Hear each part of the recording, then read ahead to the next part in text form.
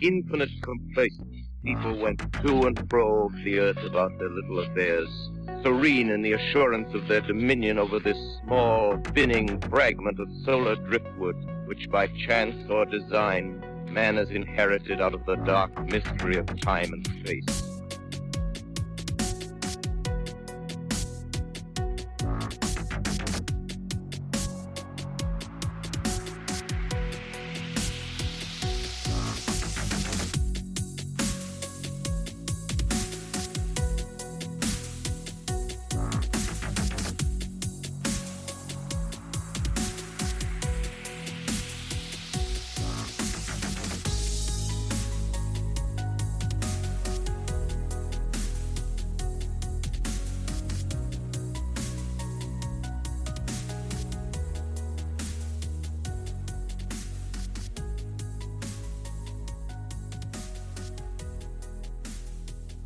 Welcome to another episode of Into the Fray.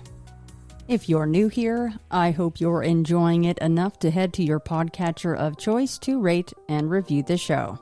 This helps it aggregate across the listening platforms, which will turn into more people willing to come on and share their encounters. If you've been listening for years, I'd ask that you please do the same. Home base for Into the Fray is intothefrayradio.com. There you will find all episodes, blog posts, and get bonus content info. Speaking of that bonus content, on top of the free weekly show, I also produce bonus content for Patreon and Apple Podcast Premium. On either platform, you get all bonus audio episodes and early releases, each one ad-free, of course. Full disclosure though, Patreon has a bit more in the way of perks because of their interface. Over there, you will get video versions of patron-only chats, the private Discord channel, and merch at certain pledge levels. So head to patreon.com/intothefray or your Apple Podcatcher app to sign up for bonus content today. You can find me on the big three social media platforms, Facebook, Twitter, and Instagram. The Linktree link in each of my bios will take you to all the places you want to venture regarding ITF, including Small Town Monsters documentaries, various ways to listen to the show, Beyond the Fray books, contact info for me, and more. And lastly, and really honestly most importantly, if you'd like to share your encounter or encounters on Into the Fray, the best way to get in touch is by emailing me at shannon@intothefrayradio.com. And without further ado, let's get to the interview.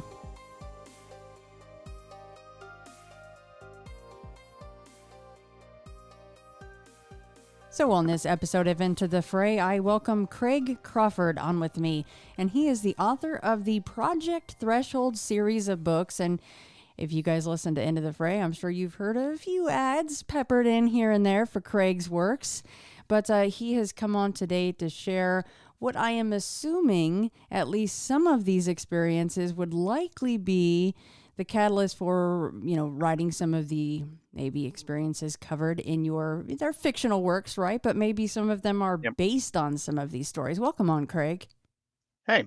And also, I wanted to say, with you being officially now on Into the Fray, besides just hearing about some of your ads and such, right? We were talking a little bit before we started about Monster Fest, and you were one of the folks that came out for that. Thank you for doing that. That was a blast. It was good to meet you in person. So thank you. Yeah, it was cool. And I'm already signed up for next year.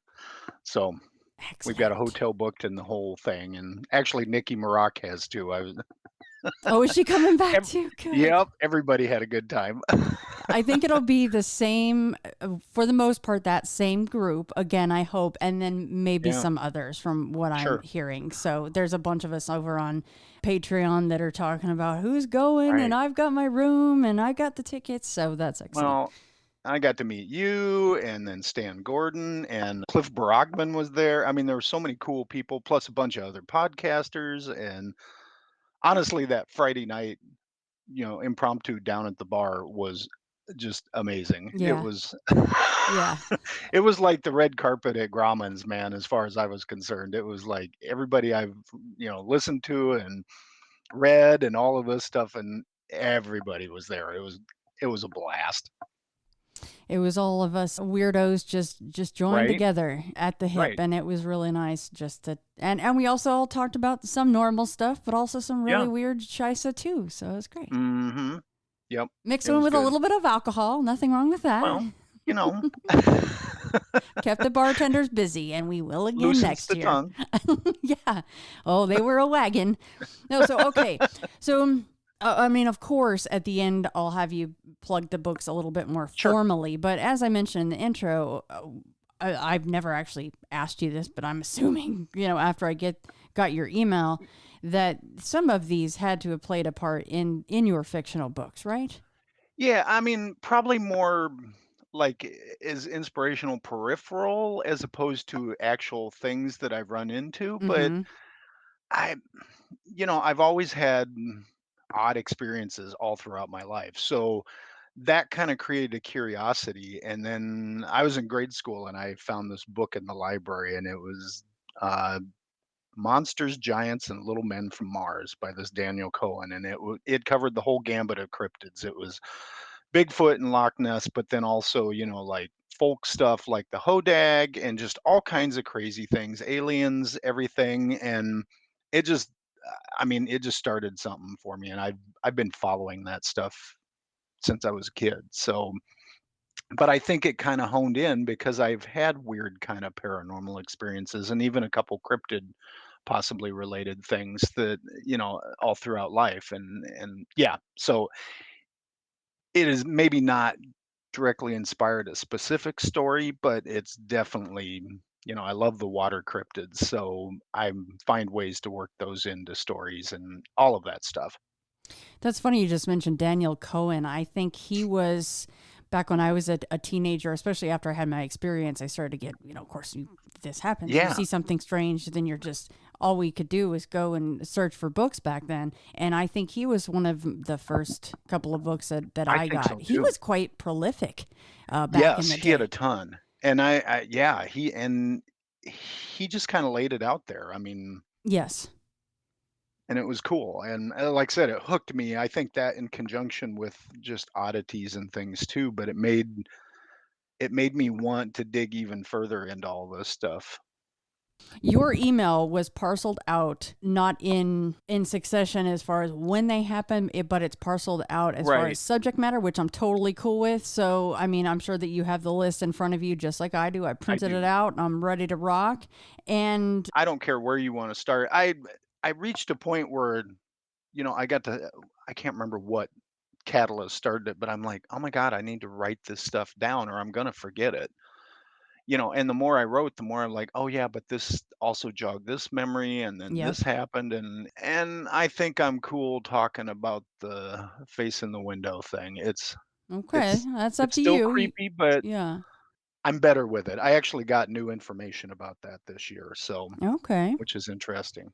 We're going to start off with maybe some possibly the biggie All right. biggie. Yeah, and Bigfoot's one of those things that I've never seen one. In the 70s in Iowa, actually north of town where I live, in like the early 70s, 71, maybe 72, there was a whole rash of like they called him the Birdman, but it was because of the way it yelled or screamed or and my mom kept track of this. My mom has had some paranormal stuff too, and she was into this kind of thing also. So she definitely, was tracking this stuff. But out near this Dingleberry quarry, people were seeing this kind of dark shape there's a quarry and woods and people were going out there looking for it. And so that's kind of as close to it as I got growing up. But then I've got a cousin who lives in Kentucky, and him and his best friend go out to West Virginia every year. And so a few years ago, they talked me into going. And so we tent camped at this Pipestem State Park. And they actually had an experience 2 or 3 years before I went. And they were sitting in camp, and something screamed from the woods. And my cousin's friend worked like at a university, but he went out and trapped bats. And so he was out in the middle of the night all the time, and he grew up hunting and hiking, and so he knew all the sounds, and whatever they heard scream, he couldn't place. And then the next morning, everybody at the shower house was talking about what the hell was that screamed. So that was kind of the backdrop for that. And then the teen, I went out with them, and I always took audio recorders, and we went hiking, and we were always on the lookout for Bigfoot type things, but never saw anything. And then that morning, I woke up in my tent and I heard something yelling. And to me, it was like either normal conversation level or even a little above that. And it was three distinct yells. And there were dogs barking in the background. And I slept with my recorder next to me, just and I didn't end up grabbing that because it would have been a much better audio source. But my phone hit my hand first, and I flipped it on, turned on the recorder, and I got like 2.5 yells of something just calling or whatever. I don't know how to describe it even and stuff. And then my stupid cousin and his buddy, they were in another tent, but my cousin had upgraded to this tent with a ceiling fan in it. And they had it Wow. plugged in. Jeez. Oh yeah, he was like, and he brought a mattress. He was like, "I'm camping." I'm like, "You're not camping." But they didn't hear anything, and I assume it was because of the ceiling fan and stuff they had Because they going. were So glamping. yeah, exactly. And stuff. So I'm the only one that heard it, and then like I said, I got it on my phone audio, but it is so faint. It's hard to pick it out.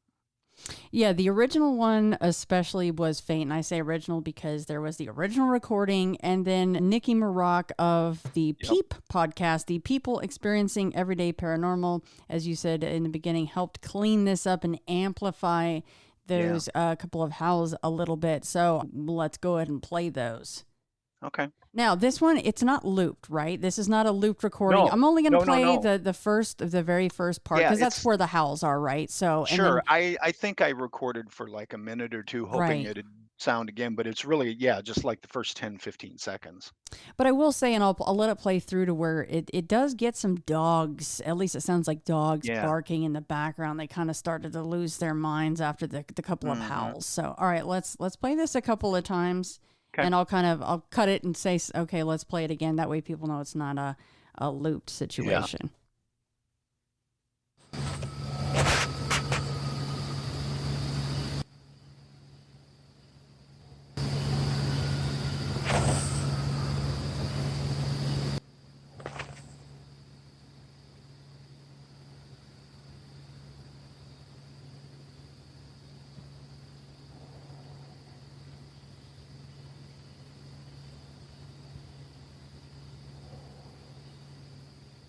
Yeah, and you can kind of hear the dogs kind of losing it for a Right. second there. But yeah, I'll play that again. Okay.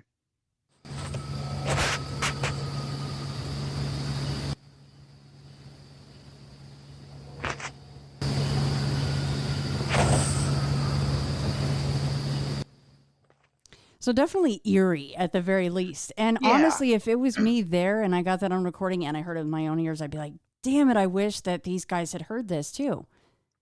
Well, and it was yeah, and like I said, it woke me up out of a dead sleep, and it was like 6:32 a.m. because I looked at my phone while this was going on, so I knew it was early. But it was like I said, it was very distinct. It stood out, and it was loud enough that, like I said, I had no problem hearing it. It was just the crappy recording, app on the phone kind of thing.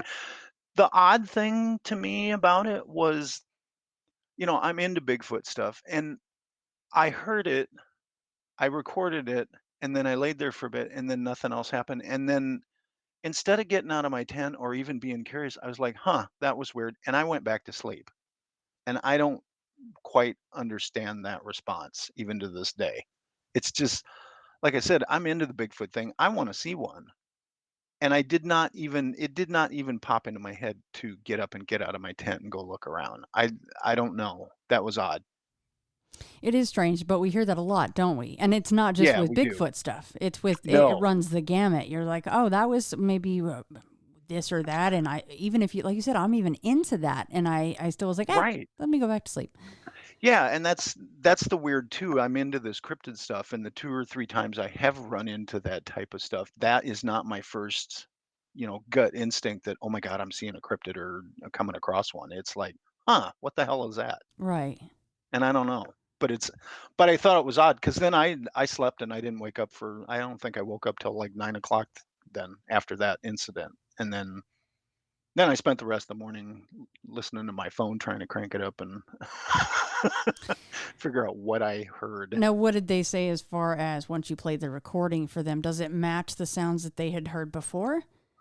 They didn't they couldn't really tell. I like I said, it was really Yeah. faint and I do think the sounds that my cousin and his friend heard were they were very loud and distinct, and it was more that kind of long drawn out kind of thing. Eh, they're kind of like me. They wouldn't, couldn't really give a opinion one way or another that yes, that was something odd or Right. though my cousin's buddy, he was like, yeah, that it just it's weird. So, yeah, it was an interesting experience and I know there's definitely incidents and sightings around that bluestone pipestem, Hinton, West Virginia. It's like the southern tip of West Virginia, but there are sightings all around there. Ah, in the stem of West Virginia, thus the name, Yes. right? Okay, Yeah, that makes pipestem sense. state park. Yeah. Love West No, yeah. Virginia. It's so pretty, and that's why I go out with them. I've gone out with them probably for I don't know 7, 8, 10 years now because we go out for a week and we just now we've gotten lazy and we're really we rent a cabin and we're not doing the tent thing anymore. It's a lot. But Yeah. it is a lot, and Yeah. I just love it for not having to haul all the crap along, and we just pack clothes and stuff, and then haul in and stuff. But we sit outside at night and try to listen for stuff, and we keep trying to find different areas that are a little more remote in case we could come across something. So Then you can have the experience like in the movie Exists, right? Except right, without all the exactly. killing and all of that.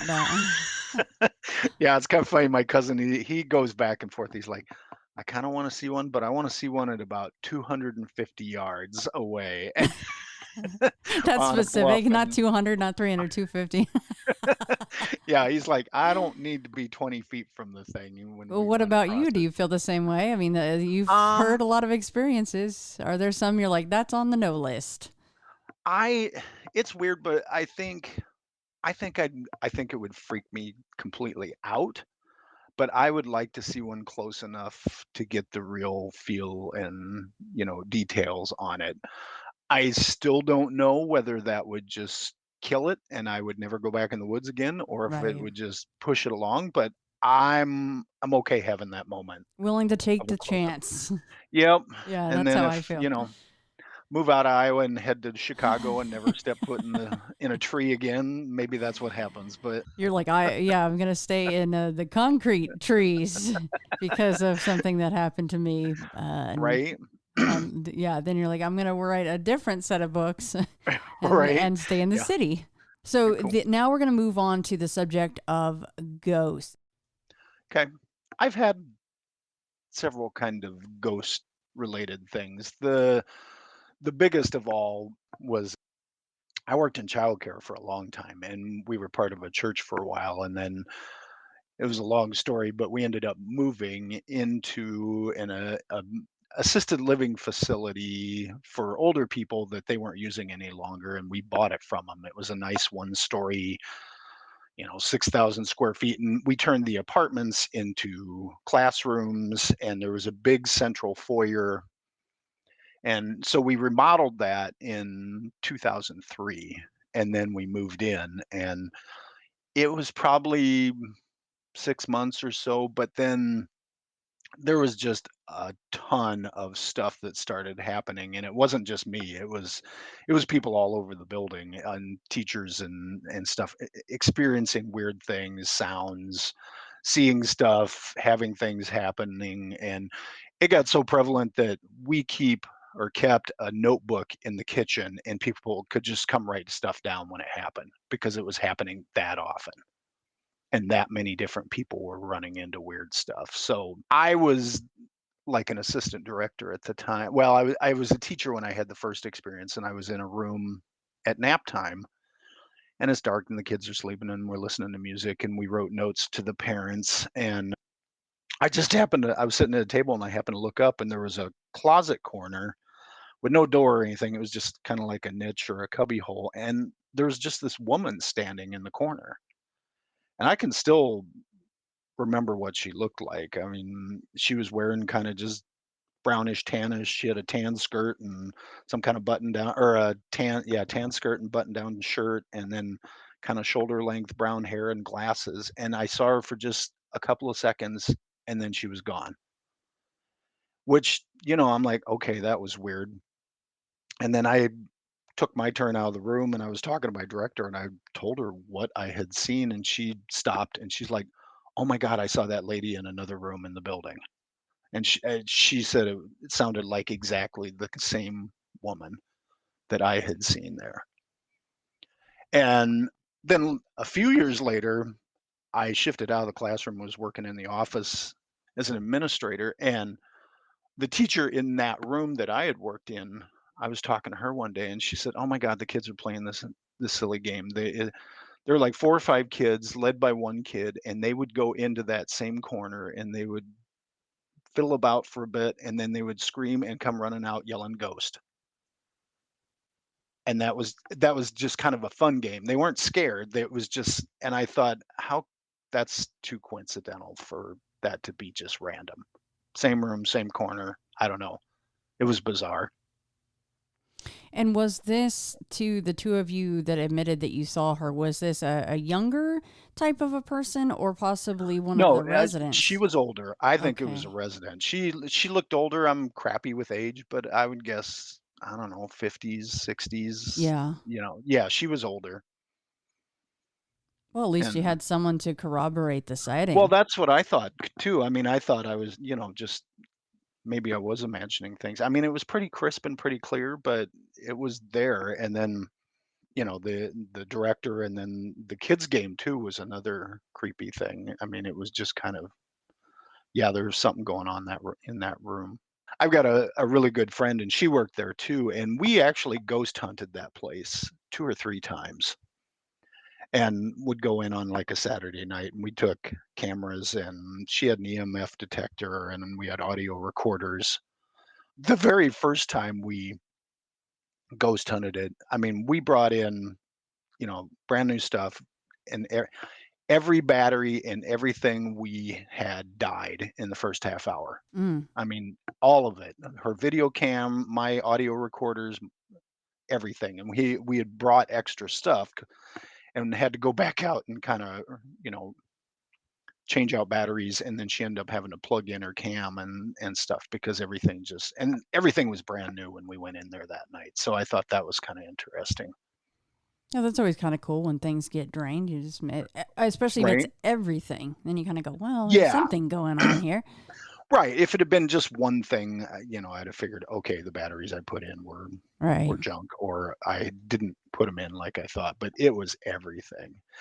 And we never really got anything on video. We had a couple of like EVP type things. We were in one room. I had laid a recorder down in the nursery room, and then we left and came back, and we were talking about a coworker, and it's a long story too, but they used to refer her as the little red-haired girl. And I made some crack about that, and then I played the audio back later, and after I said that, there was a pause, and then you hear this very distinct "ha" in the background, and there were just 2 of us in there, and neither one of us heard that, so I don't know, but it was interesting. I mean, that's kind of cool because it goes along with Yeah. you were making kind of a joke and it said, ha. Right, right. Yeah, and that's kinda how I took it. The nursery area had a lot of weirdness. There was the little red-haired girl, she worked in the nursery, and she said she came in at nap time, and everybody was asleep, and there was a rocking chair in the corner, and just out of the corner of her eye, she saw what she thought was a coworker sitting in the rocking chair, and she thought it was, specific person, and then so she didn't think much about it, and then she turned back around and the chair is empty and there was nobody there.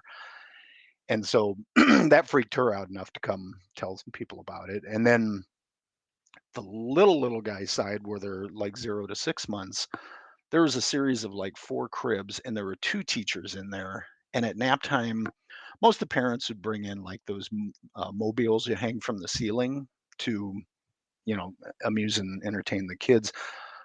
the 4 cribs had those 4 mobiles, and they said they watched, and a mobile on the end just started to turn, and then it stopped, and then the next mobile in the next crib started to turn, and it stopped, and it went right down the line and went through all of them, like something playing with the mobiles and stuff. This is way back before everybody had phones and stuff too, which is too bad because maybe they could have got that on video and that would have been really cool. But so there was just a ton of stuff going on like that all the time. Did it ever get to the point where the parents would come in and go, "Oh, my kid is afraid to come into this place because of something they had seen"? No, and that's, I mean, to me, it kind of gives credence to maybe it was just, whatever residents died there or, were still around, just kind of maybe enjoying the kids Mm-hmm. and checking on them. But nobody ever really seemed to get too freaked out by stuff. I mean, like I said, the one teacher when she saw the lady in the rocking chair, that kind of freaked her out.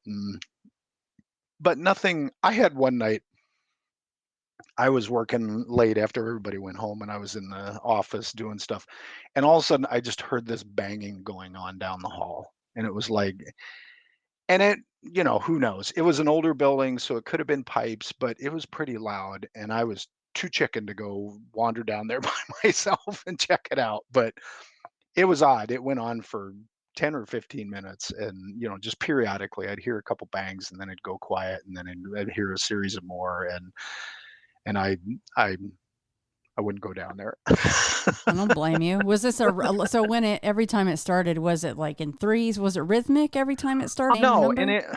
and that's why I can't get a sense on whether that was just something normal Right. because it was like a couple of big loud bangs, and then it would, be quiet for a little bit, and then it was, maybe 3 or 4, and I like I said, I think this building was built back in the 1980s, so with pipes and everything, it could be something, innocuous or normal, though I never heard that ever again. Mm. That's kind of strange It then. Yeah, and that's why I would throw it possibly into that category because it was kind of odd. Yeah, Um, I probably wouldn't go check either. I don't know. I'm brave to a point, Yeah. but that's about it. I mean, it's straight out of the book The Shining or something when he's going down into the where the Right. boiler room is, and you're going, don't Yep. go down there. You know better than that. Well, and that's, I'm into the horror thing too. So yeah, I've Right. seen enough horror movies. I know how this goes. Yeah. Don't go into the room So, with the knives. Stop it. right. I'd say the other major experience I had there at the center was it was after Thanksgiving, and I shopped for the center too. So I would went in on a Saturday to stock up on food for the coming Monday, and I was in dropping groceries off in the kitchen, and the kitchen is nestled back against the back wall, and from one exit from the kitchen you can see out into this main like foyer area. It was a big open room, and that it was kind of like cafeteria kind of thing, so we'd set up tables and that's where all the kids ate and stuff. But then there were these two freestanding closets, and then I'm not really sure what purpose they served, but they were kind of odd. They were like maybe 8 by 8, just like sticking up out of the floor like a monolith kind of thing, but they were on either side. So when I looked out of the kitchen, I'd see one of the walls of these freestanding closets. And while I was dropping off groceries, I happened to look over, and this shimmery human-sized shape just passed in front of the doorway from left to right. And didn't have real distinct features, but it was all, like I said, it shimmered and almost sparkled, and it just crossed in front of the doorway and against that wall of that closet, and then just no more. And that kind of freaked me out because it was 6, 7 o'clock at night and in the winter, and it was dark except for the kitchen and a hall light, Yeah, but it was strange. that'll probably get you. And a lot of times, you hear of the shimmery shapes. They're especially, lately when you're talking about 411 or other Yeah, strange things going on outside, you can hear right. of these kind of shimmery slash predator type beings Yes. being outdoors, but we do occasionally hear of them indoors as well. Yeah, and there was no sound with it. It wasn't like some physical thing or that I Right. it was completely silent. It was just yeah. Yeah, it was that was weird. And I don't know what to ultimately say that was either. I've always had a history of, ghost type stuff. It was interesting. My wife and I lived in a house for a while and we had a lab mix dog and he died shortly after not shortly, but a year or two after my son was born. And both of us would kind of see him around the house from time to time. I remember I was sitting in the living room and you could see down the hall to the bedrooms and it was night out and I think my wife was asleep so it was dark down the hall, but I saw this kind of almost like outline of Albert or a dog. It looked like a dog. It felt like a dog, but just down at the end of the hall, just kind of stand there looking like he would look, down at me in the living room kind of thing. And he was only there for a few seconds and then he was gone. But my wife also reported seeing similar kind of outline shape of dog and at various times and stuff. And I thought that was kind of cool. Yeah, they do like to stick around a little bit. I think so. And then my son has had several experiences too. And we moved to a new house when he got into kindergarten and my wife and my son were coming in the door from somewhere. They got back from shopping or something and my son kind of looked up and said, "What?" My wife's like, "What?" And he's like, "Did you just call my name?" And she's like, "No." And he said, "Well, somebody just said my name." And so they kind of freaked her out and him out a little bit too. And for a span of time, he was seeing stuff or he was seeing a person in our house and a man. And he was old enough, he'd come down. We've got kind of a split level house and the bedrooms are all upstairs. And he got old enough, he could come down and work the remote and stuff. So he would come down on Saturday mornings, watch cartoons and whatnot. And one morning he was on the couch and he said he saw this guy standing at the top level of the stairs to the lower level, just kind of standing there. And then he just walked through the front door. He'd had several experiences like that. And my wife and I were quizzing him down about, what this guy looked like because my dad is dead and my wife's father died a long time ago too. So we thought, okay, maybe, one of those two kind of thing. And so she was showing him pictures of her dad and he died in his late 50s and he's like, "No, that's not right." And then she happened to show him a picture of her dad when he was in his 20s and he said, "Oh, that's him," which I thought was pretty wild. And so, yeah, and then it kind of started to freak him out.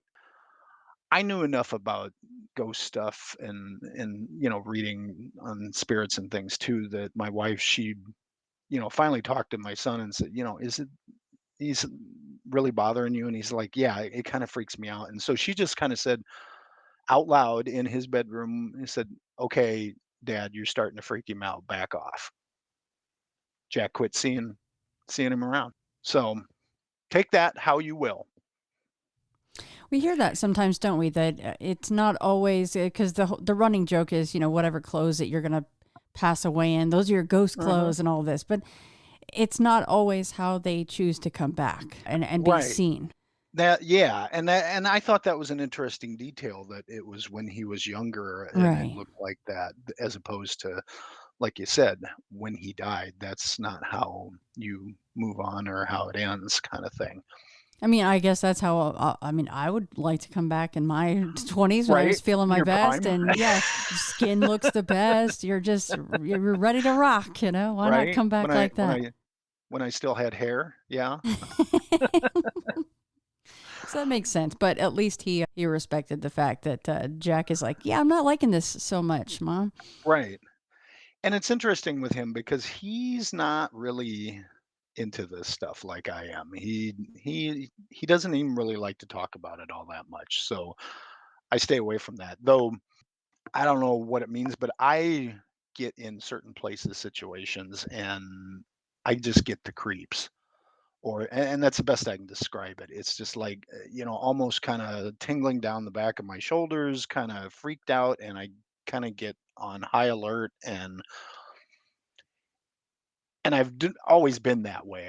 Get to certain places, certain areas, and it just, I just get an odd feeling. And I don't think it's always bad, but I think it just makes me think there's something going on. And the interesting thing is there's 3 spots around our neighborhood that I get this kind of freak out, and it happens every time I get when in these places. And one's just along a sidewalk. There's a hedge row of, like, tall, thin trees, and I don't even know what kind they are, but it's like 6 or 8 trees next to the sidewalk and then a fence after that, and every time I walk by there, I get the creeps.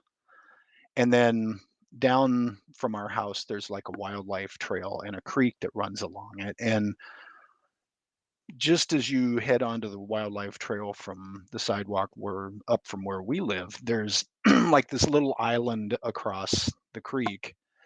It creeps me out over there, and I don't know why. And then the other one is a road at the top of our hill. Across the street, there's this, like, big stand of trees, and for a long time, there was this dilapidated barn down. You'd cross the street, get on the other side of the sidewalk, there's a stand of trees, but then it would dip down, like, to just over a hill, and at the bottom of the hill was this dilapidated barn, and it was falling apart, and there's trees and stuff down there, and that being in that area used to creep me out. We had another dog when at this house named Moose, and he was a big God, he was we think he was part Great Dane, part lab, he had a bunch, but he was like a 106-pound dog. And I mean, his head came up to, almost chest height and stuff. So I had to walk him a lot. And I like to walk him at night, and because I didn't this was before I'd read the 411 missing 411 stuff. So I was a lot braver then. But we used to walk up to the corner where that hill was, and then the barn on the other side of the street. And for a couple of years, I swear to God, every time we'd walk up there, there was a street light right at that corner, and it would go out just as we hit that corner, which freaked me out. And then we'd turn and then walk further down the street, and about a half a block away, the street light would turn back on. And I don't know if it did it for other people or what, but it just seemed like there was something around that corner that was just kind of creepy. So it sounds like you're a slider. Does that also mean that Well, watches will stop? Like you can't wear yep. watches? My grandmother was that way too, and it was funny because she talked about she couldn't wear watches, and I can't wear watches. Mm. They'll die. I tried several times. I even tried a pocket watch, and it wouldn't do anything. And I will have times where I'll be going down the street, and overhead street light will go out on me. Not all the time, and usually it does happen if I'm kind of mad or worked up about something, that it's more likely for that to happen, kind of thing. So I don't know if that was related to the stuff going on down the side of the hill or not. But and the other corroboration for that is I do think my son's kind of sensitive to this stuff. So we took a walk one day, and I said, "Well, let me know. We're just gonna go on a walk, and I'm not gonna say anything, but let me know if you feel anything weird anywhere." He's like, "Okay." And so we made a circuit, and I made sure I hit all of 3 of these places, and then we got all done. He's like, "Okay." I said, "Okay, do you have any weird spots?" And he said, "Yeah, we got down to that wildlife trail. It was weird in there." And then we walked around, and we came to the hedgerow, and he's like, "I don't like it by that hedgerow. I don't know what it is, but there's something else." And we knew the hillside. I had talked about that, so he knew that one, and he said that he freaked out there too. But when he was younger, him and I used to go mushroom hunting a lot. And one day on a lark, him and I walked down on that other side of that hill where the barn was, and just, I knew it had kind of a creep factor, but it was daylight, and I thought, okay, we're cool, whatever. And so we went down there because there's trees, and we didn't find any mushrooms. But we're standing there down there, and and Jack's next or pretty close to me because of everything, I wasn't letting him get too far away. But he said, "What's that?" And I turned around and I said, "I don't know. What is it?" And he said, "There's some black shape behind a tree." And I looked over there and I saw nothing. I'm like, "Okay." And it was near the barn. Don't know if that has any relation to it or not, but we didn't see anything. And I kept him real close. And then he's like, "Do you see that?" And I'm like, "Oh no, now what?" And he said, "Well, there's a dog with big ears." And there was nothing. I mean, there were trees, but it wasn't so thick like it was, just dense woods. And I'm like, "Okay, we're out of here." And so we got up and we got out and we just left. He wasn't liking that area either. So it's I don't know interesting, what's worse, the dark shadow kind of lurking right? behind a tree, or this large dog that then you couldn't even, you're like, I don't see Right. anything. Well, and he said dog, he said dog with large ears. My first thought was coyote because we've got Right. coyotes around here, and which is all the more reason because he was like 5 or 6. I'm like, I don't want no coyote getting on him, and but I couldn't even see anything. I saw nothing. So it's just a weird area. Craig, zipping back to that slider situation with Sure. the street lights and the watches, would that also transfer to you wearing something like an Apple Watch, like not a normal everyday watch? I don't know, and I should experiment with that stuff because yeah, and it does. I do know it affects other things too because I'm just that old age that I grew up with the Walkman, Sony Walkmans, and you'd put your Amen to cassette that. tapes. Me Yeah, too. and those I would have like a shelf life on that never seemed that long either. It's like Hmm.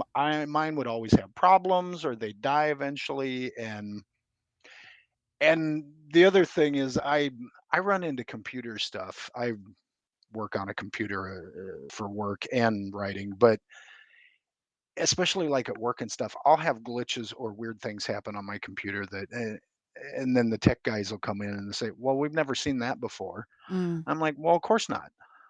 But it's consistent. I mean, there's always something just oddball, and I've learned to just kind of, okay, I guess this is the problem of the day kind of thing. And it doesn't happen every day and it doesn't happen every week, but I just run into weird stuff with tech sometimes that nobody else seems to have to put up with. If it was me, I'd be at the height of my power. I'd be running down the street with my arms up, like I am God.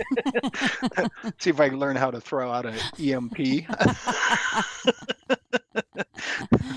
Let's test all the equipment in the whole world. No, but I mean, this is a whole can of worms. We don't really. Sure. This is a topic, of course, but we don't have time to get into it on this edition. But this would go into, I mean, starting way back in the day with poltergeist activity, Yeah. and which still can happen today, of course.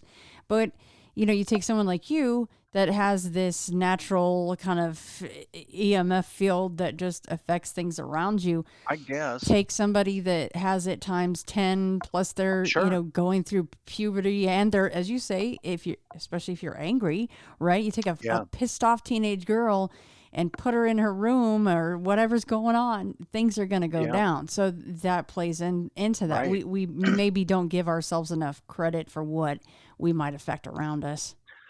I wonder about that too, and I've read up on SLI, especially after the streetlight thing, because that happened regularly, and I mean, like almost clockwork, and it was weird, and it only happened at that corner, as to that level kind of thing, and it was, and I don't know, obviously nobody knows exactly how that works, but maybe that particular light post was somehow more susceptible to that kind of thing. I don't know, but Or maybe either there was that or something naturally occurring, yeah, underground that then mixed with sure, you, help. it Yeah, could be. but I don't know. your explanation is a little bit simpler. It's probably the right one, right? Like there's just something about the lights in that I area. don't know. Yeah, but like I said, and I, nobody else.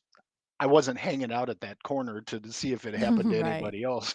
You weren't raising your arms like me, going, "I am God."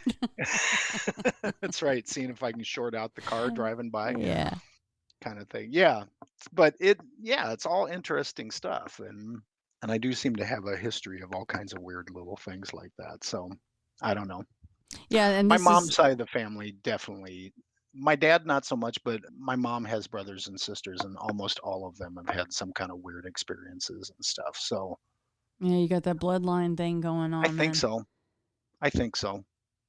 Yeah, and I mean that would be an expensive test to, get an Apple Watch. You don't want to like blow up an Apple Watch Right. on your wrist. You know what I mean? Like, oh, there goes $800. No big deal. Right. But yeah, I'm just Right. wondering if it's more this kind of old school watches and Right. just classic electrical disturbances that you can affect. Yeah. No, and I do. I'm trying to think because I've got phones and stuff, and I don't know how much I've paid attention to my phone. I do usually keep it on my person, but I don't know that. I mean, I think some of it too is I have enough problems with a lot of this stuff that it's just like I don't even think about it anymore. It's just Right. like, okay, this is just Tuesday and this happened or this shut down or this, you know, didn't glitch or did glitch or whatever. But you know what? Maybe I'll have to experiment with some stuff and see what, just to see. It'd be fun as long as it's like you said, not I don't get too expensive with it, Yeah. Find a used one somewhere and just to see how right? long it lasts. Yes. So, so that's. Oh yeah, I did. Jack and I did have a ghost experience just like 2 Octobers ago. It was weird, and it was in the neighborhood. We've got a basset hound, Henry, and he likes to get out for walks and stuff. He's low to the ground, so he doesn't move real fast, and he's also got the super sniffers, so he drives us both crazy because he wants to stop every 12 feet to sniff some sniff, and so it's kind of a battle taking him for an actual walk sometimes. But we went out, yeah, 2 Octobers ago, not quite Halloween. I think it was a week or two before, but it was night and we went and actually we walked. Henry's about 11 now, so he can't go real far. He gets whooped in a hurry. So we go down the end of our block and take a left, and then we go up this hill past that hedgerow. Don't ask me why, but it's just a short jaunt. So, but it's funny because Jack and I always shift off the sidewalk and as far away from those trees as we can get as we go up the hill. It's not even conscious anymore. It's just we just veer out away from those trees. And we went to the top of the block with Henry, and then we crossed and we came back down the far side. Like I said, Henry can only get go about 4 or 5 blocks before he's tired out and stuff. But Jack and I are talking. Henry's trailing along behind us. He's on a leash, but we're about halfway down the hill and Henry keeps looking back and then slowing and I'm like, come on. And I looked kind of just half glance and there was a lady walking behind us. She was maybe at the block point and maybe half a block behind us. So I didn't pay much attention to her. And so Jack and I are walking down the hill and we reach the street corner to turn and cross and head back to our street. And this woman, I mean, crosses directly behind us. I mean, and she invades like our space bubble. It's, how, you pass people on the street and they kind of maintain that, whatever social distance is. This lady, it was almost like she veered right to us and I swear to God she could have touched us as she passed us. And I still didn't directly look at her, but it was just like such a fast thing and she cut right behind us and then we walked out in the street and Henry's lagging behind and keeps looking back. And so we both turn and there is nobody there. It's night. We're on an open sidewalk. Behind us is it's like an assisted living facility. It's about 3 stories tall, but it's a good 100 feet to the nearest entrance. And there's a parking lot there. And then if you continue down the sidewalk, it is wide open. There's a pond on the left, but there's street lights and stuff. There was nobody there. And we crossed the street and we stood there for 5 minutes looking around trying to figure out what the heck we just saw and what happened, but there was nobody there. And it was weird. That one is very creepy. Especially you mentioned the you didn't hear the footsteps. No, that's it too. We heard nothing. And I didn't think about it at the time, but I think even Jack said something about, "Well, did you hear her?" And I'm like, "No, there was nothing." Like I said, I only out of the corner of my eye saw her coming down the hill behind us. And I just figured, it was maybe 9:30, 10 o'clock at night. So it wasn't that late. And people are out walking in our neighborhood all the time. So it was nothing odd. But it was, like I said, there's no possible way anybody could have even even running or something. We'd have heard footsteps, or we'd have heard, I could hear the scrape of my shoes on the sidewalk. You just can hear those things. And this was totally silent, and yeah, it was pretty cool. And she would have to get out of sight in time. Right. And that's it. I can send you a picture later on if you want to see the area, because it is wide open. There is just literally no place to hide around there. And we stood there, like I said, like, okay, yeah, it was dark. Could we have missed, no, there's just no way. It was, yeah, There's a that was lot actually going pretty cool. on your street, or that There area, is, I and should say.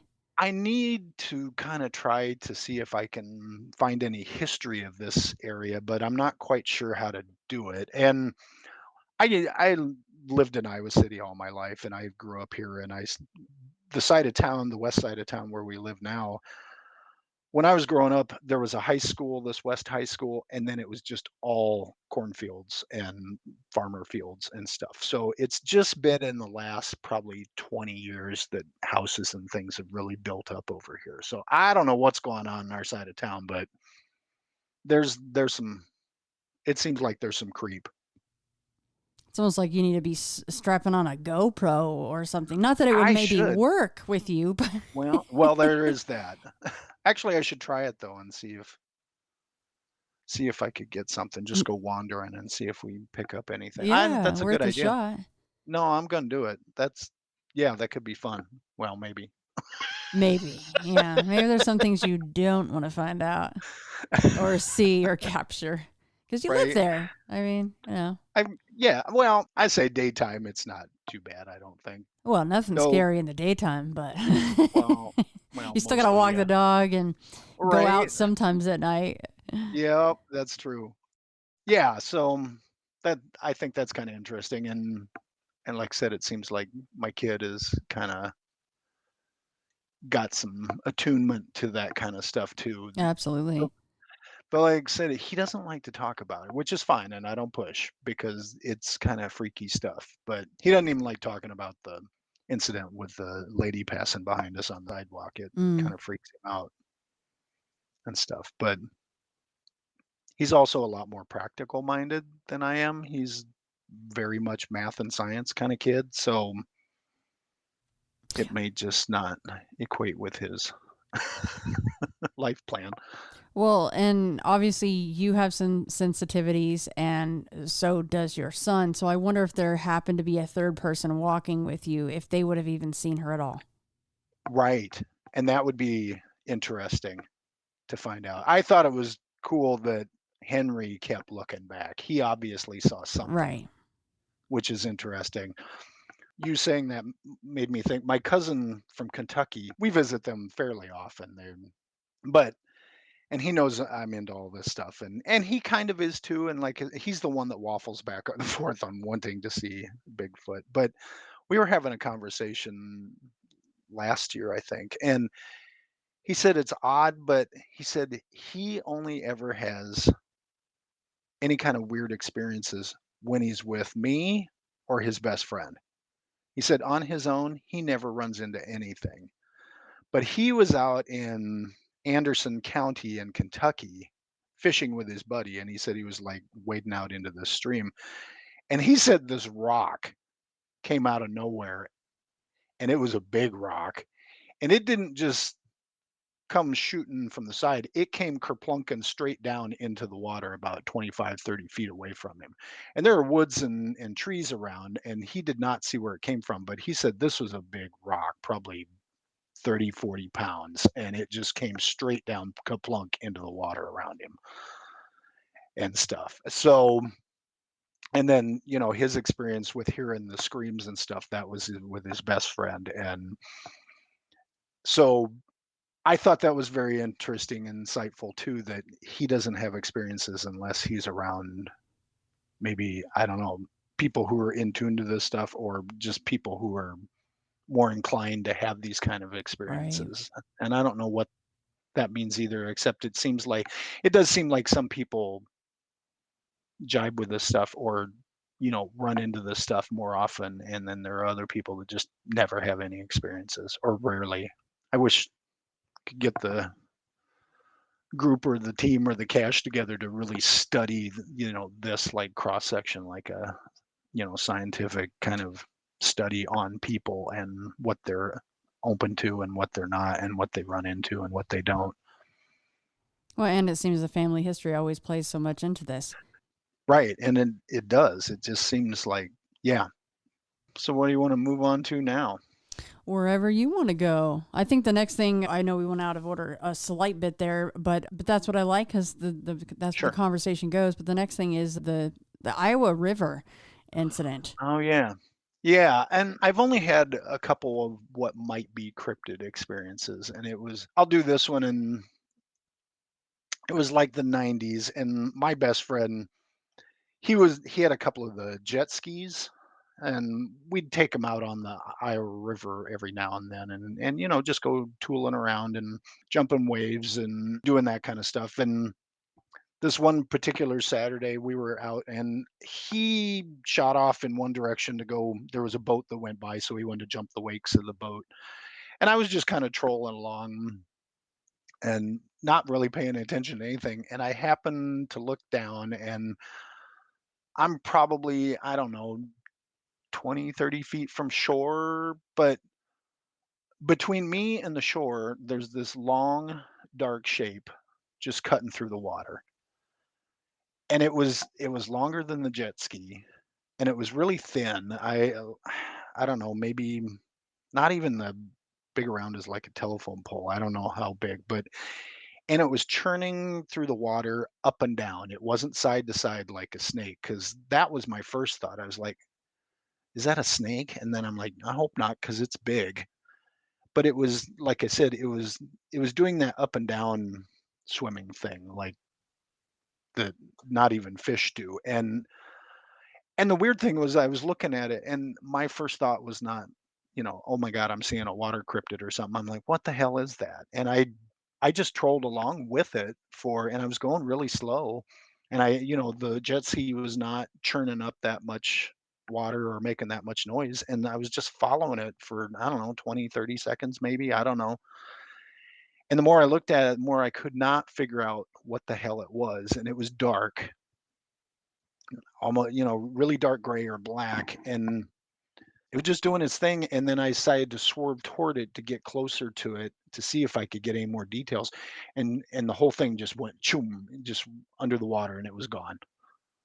I kinda kept slow for a couple of minutes after that, hoping it'd come back up to the surface, but I never saw it again, and I have no clue. And it's funny because I grew up with the Loch Ness Monster and, all of the, swimming cryptids and Ogopogo and all of those, and I still don't know what I saw, but I never thought about the Iowa River as being possibly, I don't know if something was moving through there or came up through the Mississippi or down the Mississippi, or I don't know, but it was an odd experience. So that would be the next major body of water that feeds into the Iowa River. Yeah.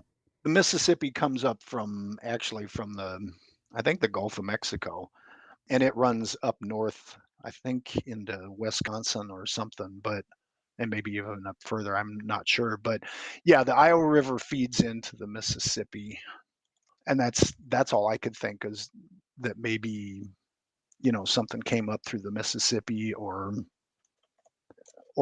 something like that. I don't know. I've never heard of any other cryptids around Iowa City and stuff, so I don't know, but it was weird. I was always one of those kids growing up that even in a pool, any Oh dark God, water just freaks you out, right? So, I mean, yes, imagine trying to wade across there for some reason. I don't know why you would have to do that, but it's at night, and then I yeah. mean, at night you wouldn't really see. But knowing that was in there, then for some reason you Right? had to be like, nope. No, and I'm exactly the same way. I've seen photos of, I think it's somewhere down in Texas. They've got like a drive-in movie theater, and they've got a pond, and then everybody floats in inner tubes, and they show Jaws, God, and I'm no. like, no, not happening. Yeah, I was a kid, and yep, the swimming pool and the deep end, it was always dark blue, and I'm like, I'm never going over there because it's probably fine, but I'll be the one kid in there when some extra dimensional rift happens to Yeah. open up and let some cryptid through, and down I go. Yeah, the creature from the Black Lagoon just comes right through the Sure. concrete, and there you go. See ya. Nobody knows the difference. You're gone. Yep. And I've read enough.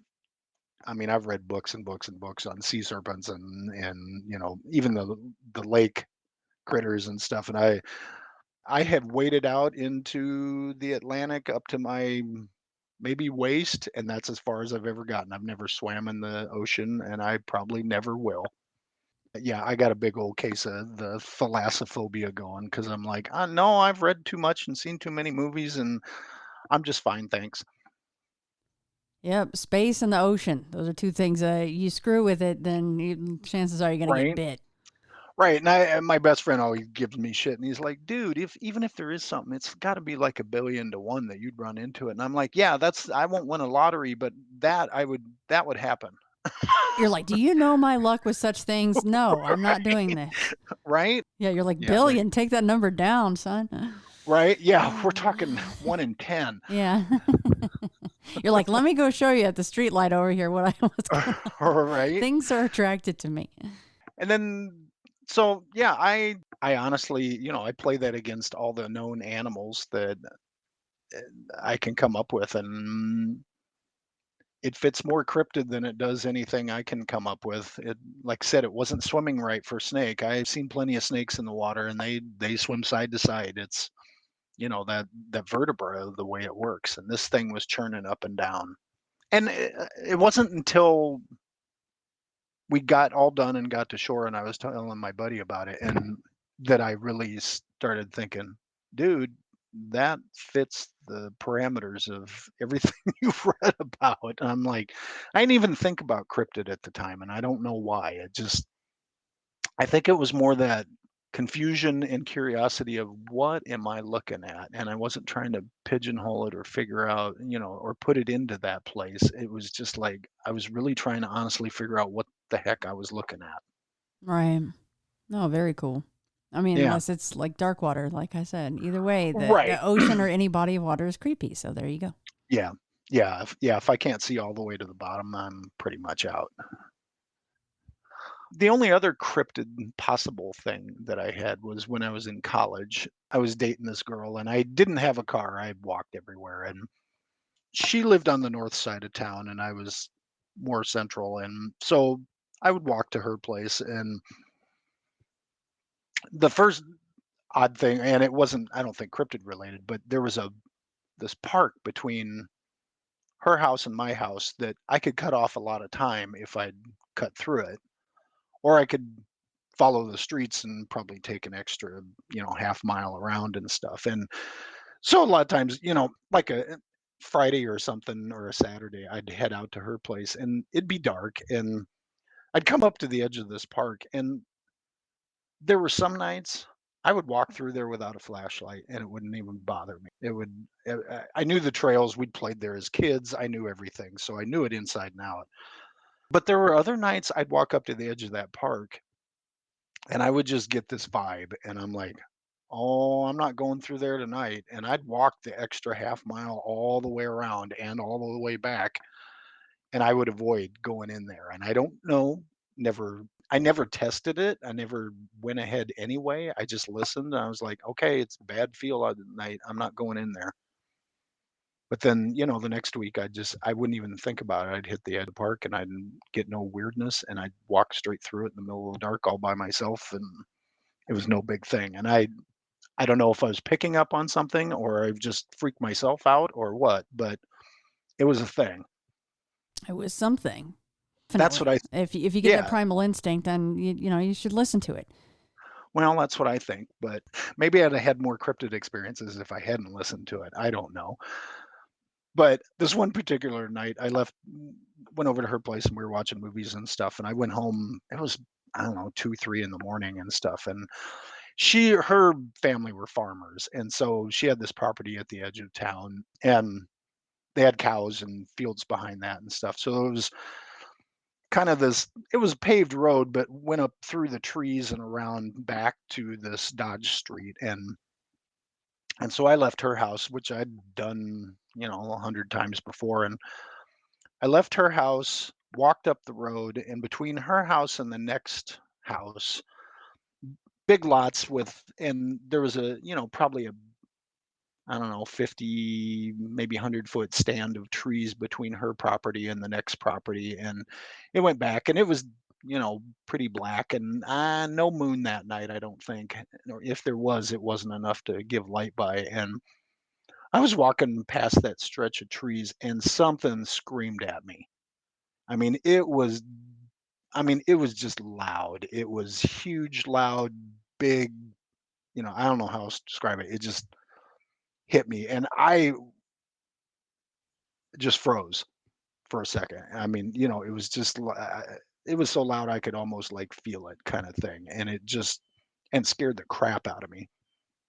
And I froze for a bit, and I kind of looked. I didn't see anything, and then I just took off running, and I sprinted into and didn't stop until I got under a street light, and then stood there catching my breath. And I kept looking back because I was ready to run again and stuff, but I never heard anything else, and I never saw anything in those trees. But there was something in there, and I listened to, yells and like screams of mountain lions and stuff, because we occasionally get a mountain lion come down and stuff, but I don't know if a mountain lion could get the volume that I heard out of this thing that night. And my girlfriend never, and none of her family never said anything about hearing anything the next day, which, so I don't know, but I definitely heard something, and I don't know what it was, but it was freaky. That was probably the scariest thing I've ever run into. It was, yeah. Yeah, so to you, the volume just didn't seem natural and normal for things that we're supposed to know are out there. Right. And yeah, if you hear, animals or stuff, you hear something.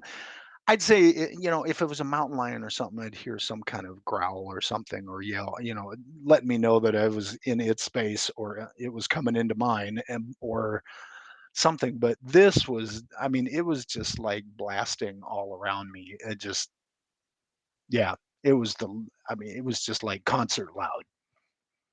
Yeah, that get me running too, probably, Yeah. especially being all alone. Uh-huh. Yeah, it was summer, and so probably shorts and a t-shirt, but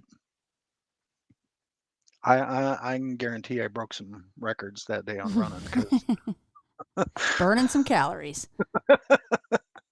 yes, I did. So, and back then I didn't even ever think to go back in there the next day and see if there were, could Right. see any tracks or anything. I didn't think that way. I don't back then anyway, but, and I don't know. I don't know. It's I've listened to your show enough too. It's weird, but people's first inclinations are not to take that next step and look for those kinds of things, or try to find, out. I don't know. It's weird to me, but as much as I'm into the paranormal and into the cryptids and all of that, even still, sometimes my first instinct is not to go hunt this thing down or try to follow up where, like, I could or should. That's why I love comments. It's where everyone's Yeah. anonymous and they're going, "Oh, Right. why didn't you do this? Why didn't you do that?" And I'm going, "Okay, tough guy, let's put you in that situation and see what Right. you do." Right. Or I've seen a couple of, people claiming to film Bigfoot, and, and they see something moving through the woods, 50, 60 feet away. And yeah, and everybody's bitching them out for not going toward it. And I'm like, yeah, you be all alone with a camera in the woods, and there's some big hulking thing out there, and you go run right at it, and we'll see. Let's see you do it.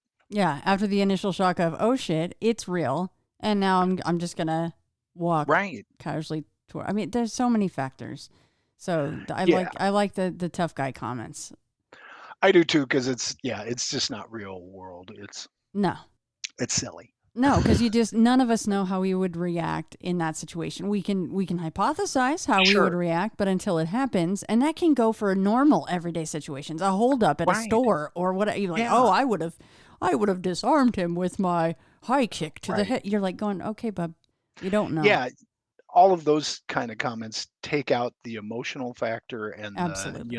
the real world. You're in at ground zero on this stuff. And until you are, you don't know what you're going to do. And that's why I even say, with the Bigfoot thing, it's like, yes, on one level, I want to see one and I want to see one fairly up close. But on the other hand, I'm still a little scared saying that. And if I did find one, it would either catapult me forward and I'd be out hunting those things every week, or I would just be flat out done. I'd give away all my books and I'd be out and I'd be just like, you know what? I don't need that anymore. Yeah, don't ever And utter I that don't word to know. me again. And we've heard it both ways. Yes, we We have. have heard both ways on each and every show or in every single Yep. book that's been out there. But the funny thing is too, there have been ones that, on the onset you go, ooh, that sounds like a no list, but it by all rights should have been, but those propelled them forward. So Right. there's a mix of reactions to Yeah. any of these experiences. Yes. And it does depend on the person. And I I still don't know where I fall with that stuff because I don't know, like I said, if I get to ground zero with something, I don't know what I'm gonna do. Like thing that screamed me in the woods, it was like, okay, get the hell out of there. We're done. I don't care what it is. I'm not messing with it, and I don't have a big enough desire to go see what it really is. And see you later. Right. And even if it was a person somehow messing with you, call blasting or whatever you want to label Sure. that, I don't know. Even then, we don't need to mess with a-holes and you're alone. And Right? it could have been, Yeah. it could have been something very, very normal. I still, I'm 78% sure I want to see one, but I'm not sure what I'll Maybe do at if the I do. 250 yardage, like your friend says. Like, Right? Yeah, yeah. He's got all these rules about what he wants. well, the 250 is interesting, right? Because you're kind of Right, going, I mean, at 250, because think of a football field, right? 100 yards. right. I would think 250, you're kind of getting to the point where it's almost too far to know for sure if it was, depending Right. on lighting and all. There's so many factors, but I'm just Sure. spitballing Right. here. You're He almost just getting to the point where you're going, well, could it have been a man in a suit? You know what I mean? Like right. you go, well, Well, where'd and that 250 come from?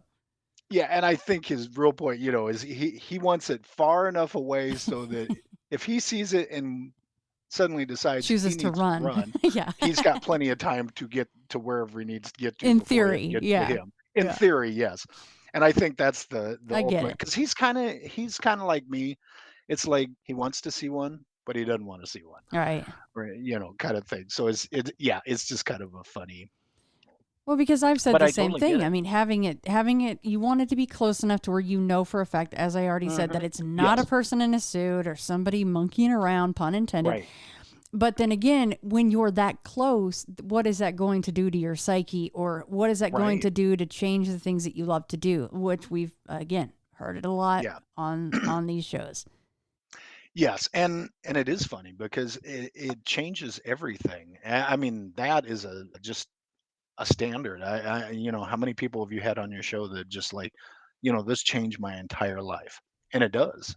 You suddenly come face to face with something that is just totally alien, unknown, and everybody's different, but some people, it becomes a major trauma, and other people are like, oh, cool, now I got to go find out what this is, and it just depends on the individual as to how they react. And Well, no, and so many people, even if they know the word Bigfoot, all they can think of when they're actually physically looking at it in their space is the word monster.